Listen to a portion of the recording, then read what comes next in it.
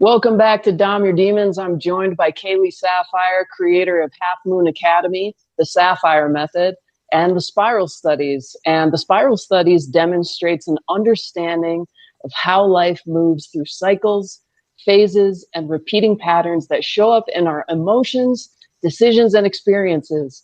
At its core, the idea is both simple and profoundly complex. Life doesn't move in straight lines, it moves in spirals. Kaylee is also certified as a hair tissue mineral analyst, hmm which she uses to read physical patterns, offering insight into stress and how someone adapts over time. Welcome, Kaylee, to the Dom Demons podcast. Thank you so much for having me. Oh my gosh, I love that intro. Okay, amazing. All right, so I've got some questions for you.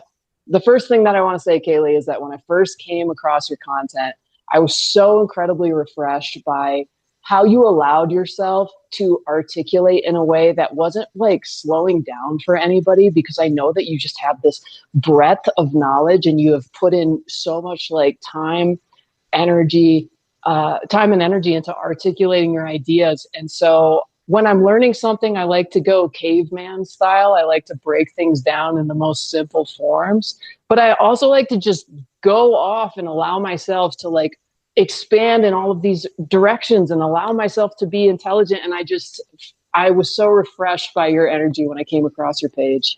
And the thing that I noticed about you is that as an academic and an intellectual, sometimes I notice that people in that field are lacking a little bit of like profundity or insight or something that moves me. And like Mm. I was telling you last night, I believe that you have that in spades. You have this ability to take your intellectual ideas and move me. And I think that that is such a rare skill. And it just really drew me to your work. And I'm just so glad to have you on the podcast. So welcome. Oh my gosh, thank you. That's literally like the nicest thing anyone's ever said to me. Yeah. Wow. Okay. I've got a question for you. Yeah. Within your framework and methodology called the Spiral Studies, can you explain it to us caveman style in its most simple form? And then afterwards, we can elaborate and get a little more complex. Okay, I love that. That's such a good challenge for me. Okay. I feel like in the most simple way possible, essentially, it's just aligning how we're creating our realities with how nature creates. So, not trying to approach reality influence with this capitalistic, linear, honestly greedy structure, and just kind of going into us in alignment with nature because nature is naturally always in the state of creation. Yes. Okay. I like that. And so, how would I apply a pattern in my life to that understanding? Like, how would I apply my own personal life to that philosophy? Okay, so that's where it gets a little bit more complicated. So I have two spirals that I talk about in the spiral study. One is the spiral of collapse, and then the other is the spiral of creation. So with the spiral of collapse, you're thinking, what keeps happening to me that I hate and that I want to get collapsed, right? So like an example for me, if I'm just being so transparent, is I almost got sued twice. And it was like the most for literally no reason. Like I ended up in a situation twice where somebody was, I'm just gonna literally be honest. You can cut this Yeah. out if you want to, but I subleased my apartment twice in my life, and both times the person tried to sue me after for some reason or another. One was because someone thought that my apartment had mold and wanted to sue me for her Chanel bags, and the other one was she wouldn't leave after the sublease was done. So I was like, I'm just being honest, like that's kind of how I ended up really studying reality because I was like, why do these really niche, specific, random things happen to just Yeah. me Yeah. multiple times and like no one I know? So I started thinking about like, okay, if I think about reality as a stabilization of my beliefs, kind of I can keep extending that anywhere, like anything in my reality is because I have an unconscious belief system that deep, deep, deep down is sort of stabilizing this entire thing that we perceive as stable.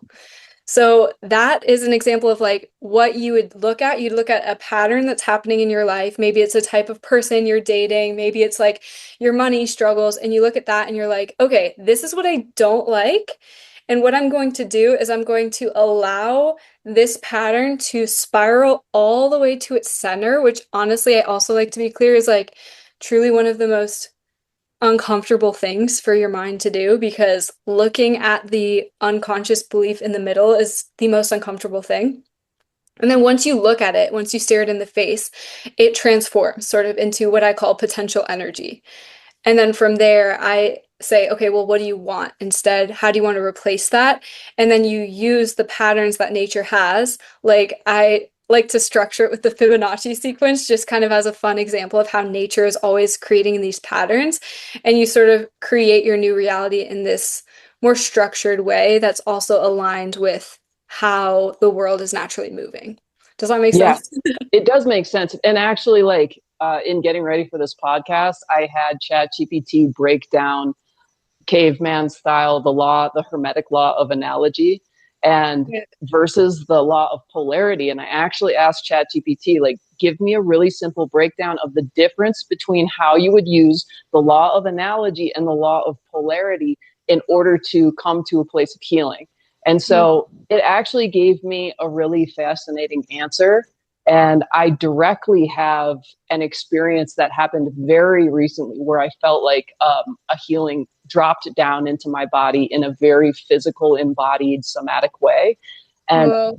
funny enough, the thing that I really like resonated with you the most about is you talked about childhood, a difficult childhood experience where somebody damaged your ability to differentiate your sense of self between where you ended and another person began. And Hmm. that was a theme that I had been directly experiencing, like when I was breaking down my shadow was, oh my God, the reason why the mistreatment of these people in my life hurts so much is because I don't have a barrier between what they did and who I am. Whoa. You said that so well. Thank you. And Yeah. so, and so when I was caveman breaking it down, well, first I'll rewind and I'll say, through doing a somatic breathwork sensation, prior to that experience, I knew logically what that meant. Hmm. Me knew smart what that meant, but I also, but I, me know nobody, how actually nobody. And so I was like doing a breathwork experience where I was going into the part of the body that was holding that. I don't know where I end and someone else begins. And it was in my root. So I was breathing directly as energy works somatically into my root. Okay. So I'm doing Yeah. it. And I have this big, beautiful release that I actually think put me in bed for like 24 hours after. And as I release it, all of a sudden, I experience this huge ball of energy around me, meaning like a distinction. I feel this big circle of energy. It's almost like I could see the little invisible barrier, the little like matrix barrier. And as that happened, I almost am having this like very quick mini life review of having all of those shitty experiences file through. But in the relation, I'm having chills in the relationship of me now understanding that I end somewhere and their actions begin somewhere else. Oh my gosh. That is so beautiful. Thank you. Wow. Wait, can you say like the caveman law of analogy versus law of polarity? Because I kind of Yes. want to know what you. So then afterwards, well, I was like, well, I wonder how this applies in Kaylee's understanding of her world with the spiral Mhm. studies. And so I was like, well, something that I use a lot is the principle, the Hermetic principle of neutrality, meaning I'm Mhm. not putting a lot of stories into the story. I'm just observing and experiencing it, even in moments of big catharsis. I'm not becoming like, oh my God, they hurt me. I'm Yeah. becoming like, and it's still neutral somehow. And Yeah. so when I was asking about the law of analogy, which if, we're like elaborating to our audience, we're talking about how on the microcosm is also the macrocosm. So the pattern that you're feeling inside is repeating in your external experiences, like shitty Chanel bag lady. And so what it said was versus the law of polarity, which is if there's a hot, there's a cold. If there's an extreme over here, there's an extreme over there. Yeah. So first it said, well, what you did was you used law of analogy to see pattern. And when you see pattern show you what need changed from microcosm, macrocosm. And then you use the law of polarity to take that I deserve everything everyone did to me because I don't know where I end and someone else begins, to now it's on the same line. Okay, it's on the same timeline, but it's over here. And now the I don't know. The point of attraction now is I protect myself because I understand my energetic barrier on a deep, profound somatic level. Whoa. But it's on the same line. Yeah. Hot, cold. Oh my gosh. I have so much to say, but I don't know how much you want me to say. As much as possible. I've just talked your ear off for like. No. I feel like I've been thinking about this so much, that idea of like duality. And I had this conversation with my friend Shivani, and what is her at? Shivoham Labs on TikTok. And basically she was talking about the idea in Tantra, like the idea that polarity or duality is sort of just one plane, but then the ultimate truth beyond that is oneness. And that the idea of polarity and the idea that we can have hot, cold, light, dark, love, hate is because basically rather than focusing on how bad it is, it's like it allows you to feel the bliss of reunification. And without that separateness first, you would never experience like how good that reunification feels. Does that make sense? Yes, that kind of sounds like God's way of doing drugs. Yeah, I think so. I think we are God's way of doing drugs. I think I'm God on drugs right now. I think I'm God on drugs. Yes. So in relationship to the spiral studies, do you think that I was doing something in alignment with your methodology, or I was going somewhere else? No, I feel like you're doing it. And I feel like it's something that really anyone could do when they're willing to look at themselves and like go there. I feel like your example of, you said it was in breath work that you went into your root, right? Yes. Mm-hmm. And it's like, that's an example of how I would kind of put that in the framework would be like, you kind of experienced the collapsing of a spiral, but that actual spiral probably started when you first identified like that pattern, like somebody did something to you, and then you start maybe working on that to some degree, or that's in your psyche, right? Like, yes. Basically, where I'm like just able to neutrally observe it. And I always say that you should say something like, thank you for that information, to know that you aren't in reactivity. So you're just going, all right. Yeah. And I certainly had phases of being like, thank you for that information. Thank you for that. Yeah. That's an example, like being neutral and you're allowing it to like take its course, right? So then you follow it up to the point where then finally in that breathwork session, your psyche is finally prepared enough. It's ready to see where that point is. Because let's say like maybe a year ago, if you were to have that moment, maybe your psyche wouldn't have been ready to go to the root and see where it collapsed. But then because you took your time with it and you were neutral and you allowed the pattern to play out, you hit that point where it was gone, right? And then from there it flips, and then now you experience the opposite. You feel the boundary, you feel the creation. That's just the natural results when there's not the opposite, holding the opposite pattern in place. Yes, and I wondered aloud to myself, there was like one little moment where I got spooked, like, oh no, am I going too far in the other polarity? But it just felt so good and embodied that I don't think that's the case. I think it's just a jog from the pain experience, and it's now in the middle, which actually leads me to my next question of, if somebody is spiraling, doing their spiral around a pattern, because in your theory, you're talking about you have this destructive pattern and you're experiencing it and you're healing it by getting closer and closer and closer to the center of the The belief. the belief. And Mhm. how do you know you're at the nougat? You start throwing up. Fuck yeah. Like literally, I'm not kidding. Not actually always, but it is a feeling you get in your entire body. So that's why I feel like you did it because you hit that root, you feel it in your whole body.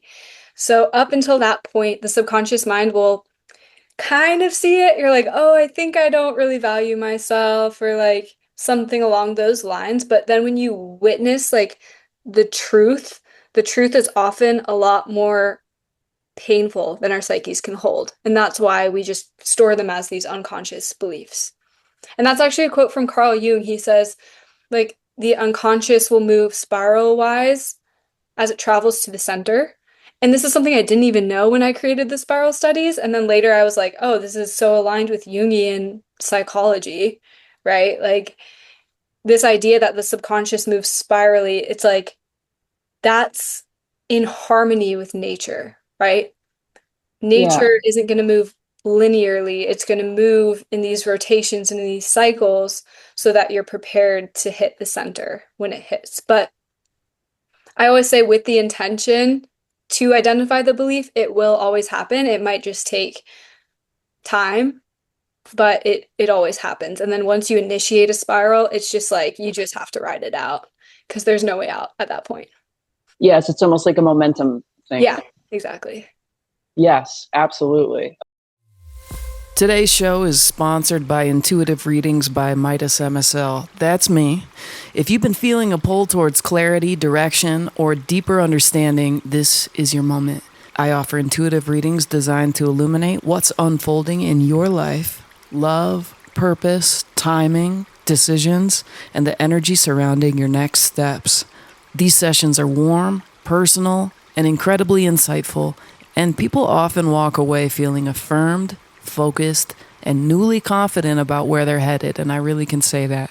Whether you're navigating change, seeking answers, or just curious about what wants to unfold for you next, this is a powerful experience. You can book your session directly with me online at www.theprocessbymidas.com/readings or check the show notes for details. Trust yourself, follow what calls you, and see what opens. Okay, back to the show. All right. Well, the next question I wanted to ask you about was an experience that you had shared on TikTok regarding an out of body experience that helped you to better understand your relationship to the universe. And yeah, I'm really curious to like hear that story and have our listeners understand it as well. Yeah. So you want like the story, like how it happened?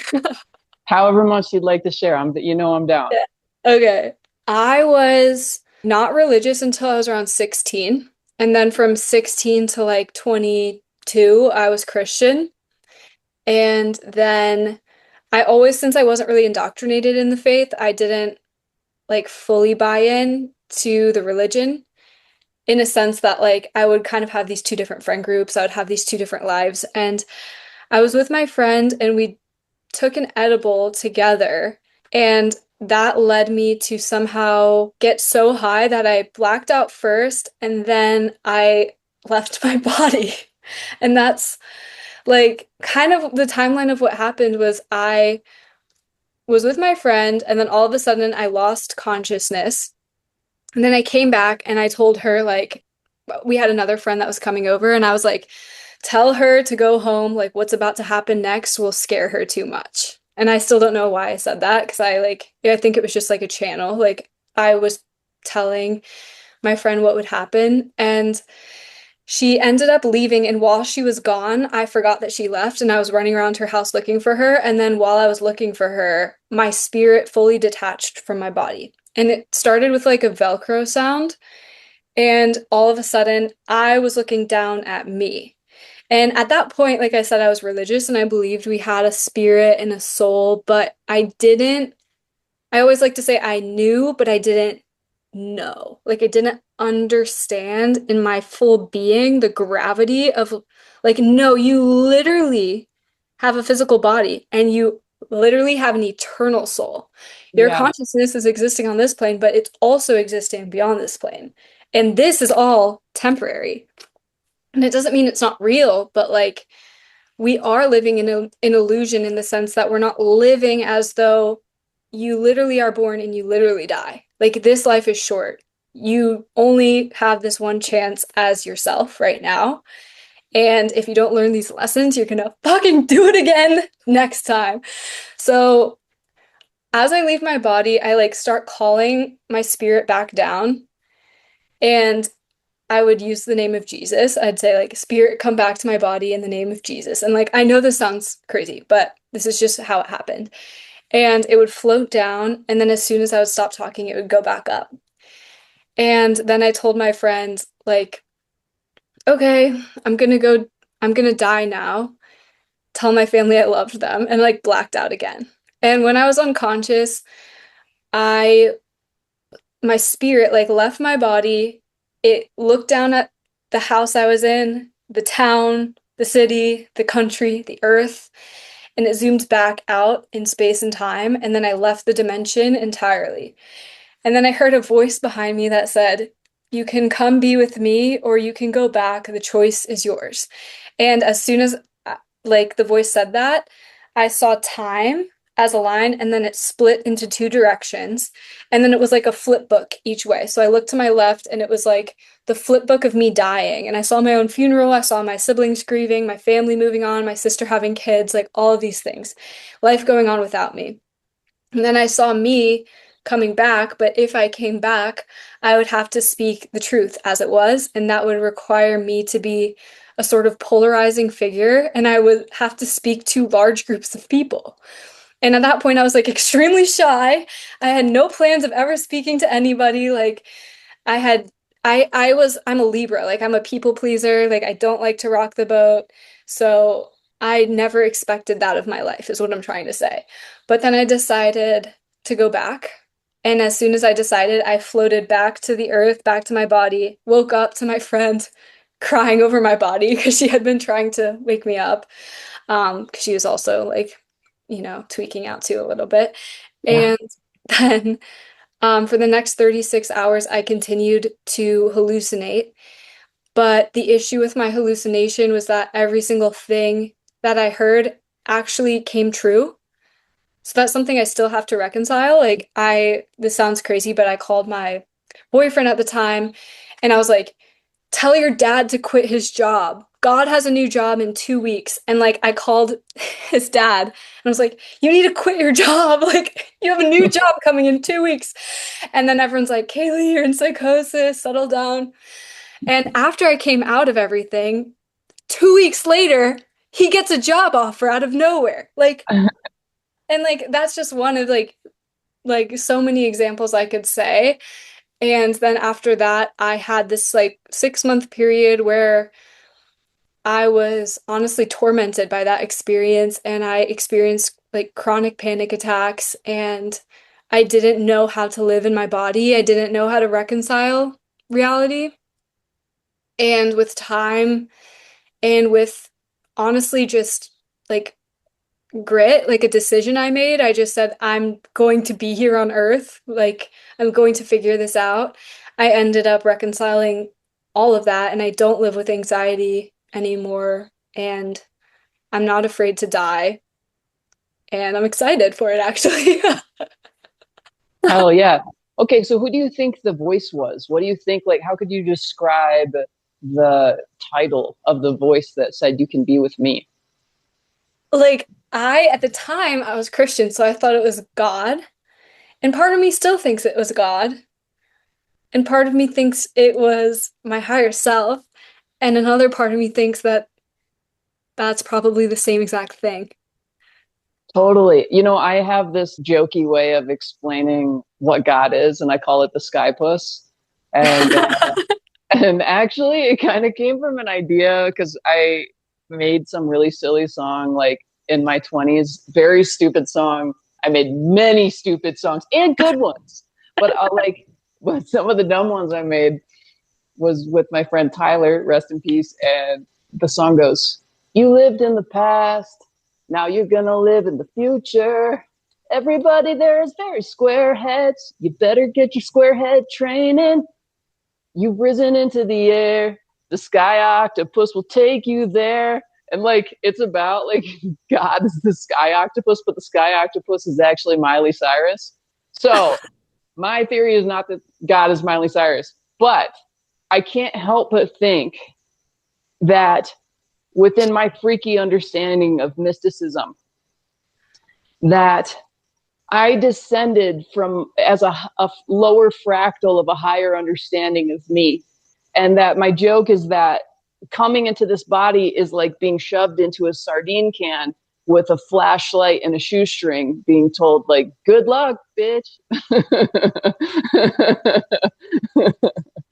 This is God's idea of drugs. It's just like doing like American Gladiator, but like as a soul. And it's like through forgetting your divinity. And so when I think of that, I think, okay, here's me, and I'm like the end of a tentacle. And if I go far up into the skypuss, there's like this larger octopus head that is containing the cosmic intelligence. Obviously, I don't think it's a literal octopus, but no, I think it was actually. It was the octopus Miley Cyrus that said that to me. Gang. But I see it in my head. I'm sure an AI generation of it would be very funny. But it's like, okay, so I go up my tentacle into a greater mind that contains everything. And if I went up into it and then I went back down, I could possibly be you. Whoa, yeah. So that's what makes it hard for us as divine beings to sometimes learn how to differentiate the actions of others from ourselves. Yeah. Because on one level, if we go far back enough, we are all in the mind of God experiencing it.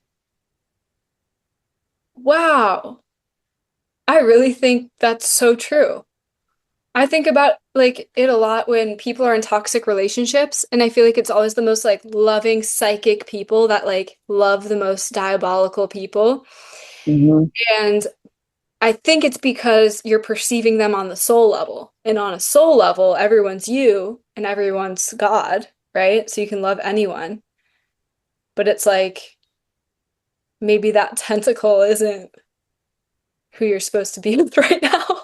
Yeah, for sure. Or sometimes you can hold their child selves so easily. Yeah. You know, I've had people I've dated who were like really good at being an Earth avatar, but the reason that I loved them so much and why they loved me back so much is because I could so easily hold their child self in. Wow, that's really beautiful. And so I would think their physical avatar was like hot, and I'd be like, "Oh, cool, you're doing, you know." But it was the child self that like actually was where the love was coming from. Wow. That's so beautiful. Yeah, thanks. I also wanted to tell you I've only had one out of body experience, genuinely like an astral projection. It was brief, mainly because I got freaked out and I did it intentionally. I was watching Darius, not Rucker, that's Hootie and the Blowfish. Darius Mather. There's a guy on YouTube who talks about how to specifically exit the body.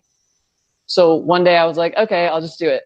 And so I did. I like went down into this state of rest and I got myself out.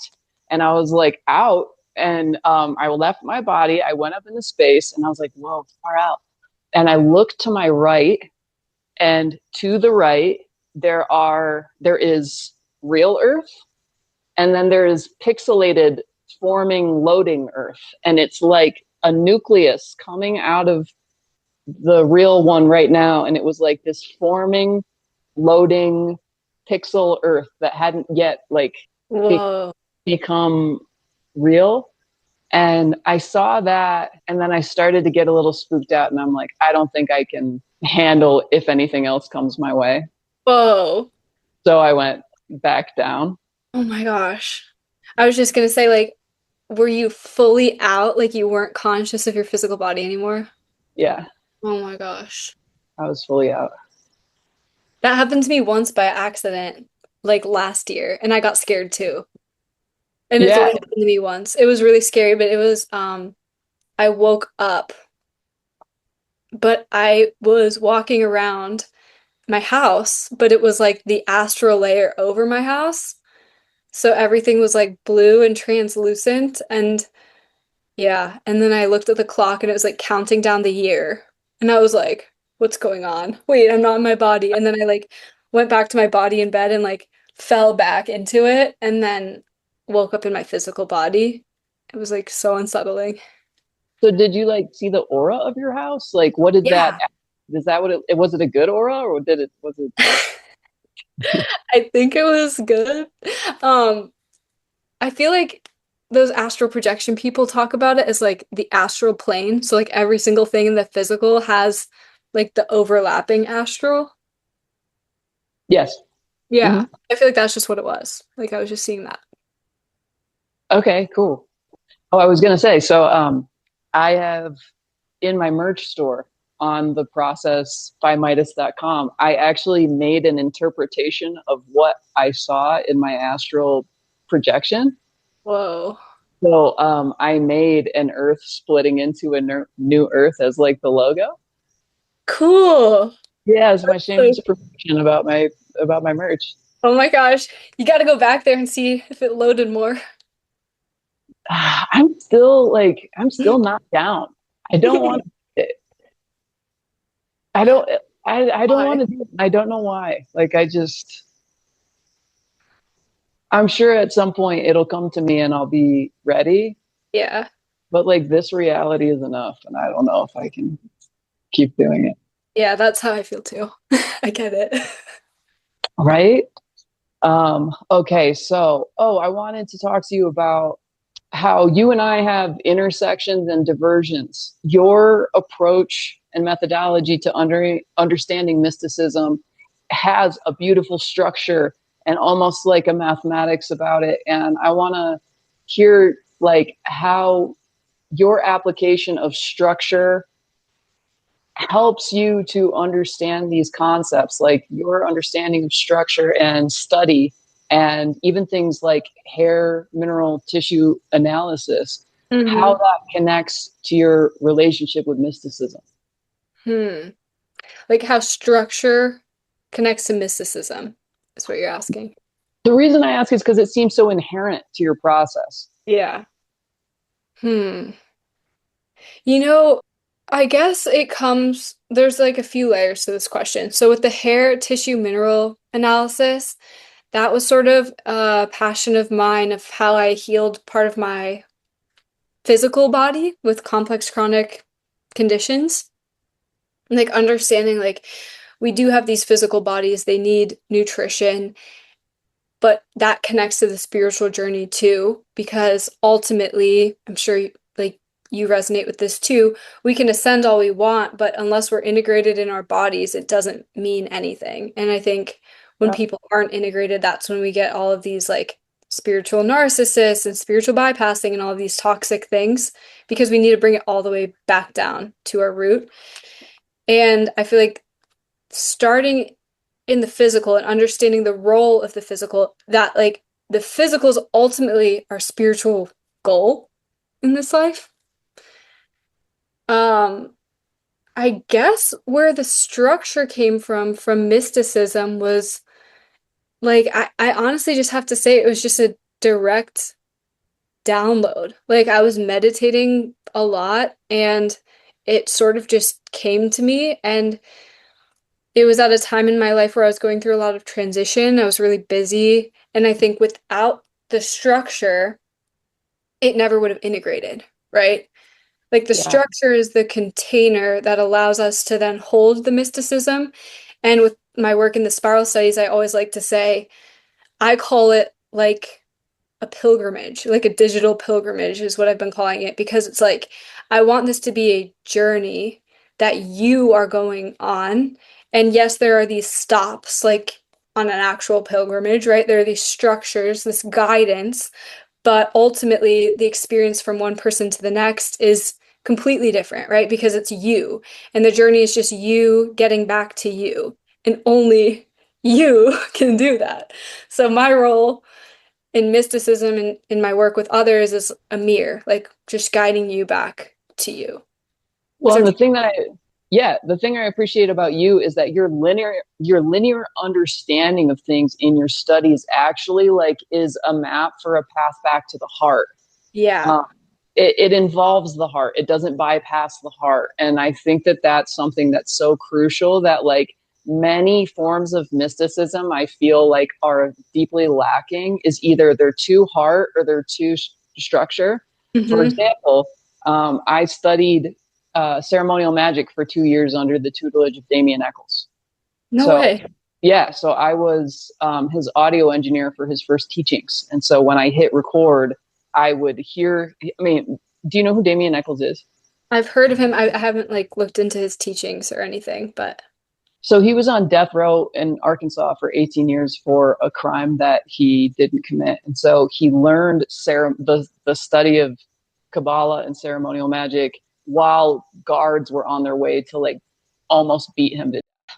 wow. So that's like crazy boot camp. Um, Yeah.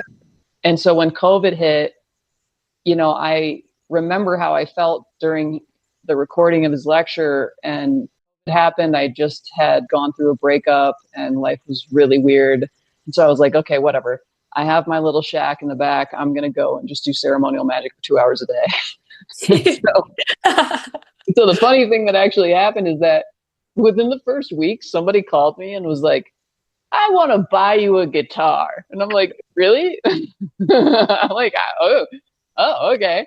And then the person who owned the house was like, I'm going to build a sauna and a jacuzzi in the backyard and a fireplace. And I'm also going to extend your apartment into a full like kitchen, like, so you don't have to come inside the main house. So I was like, tight. Like this is working.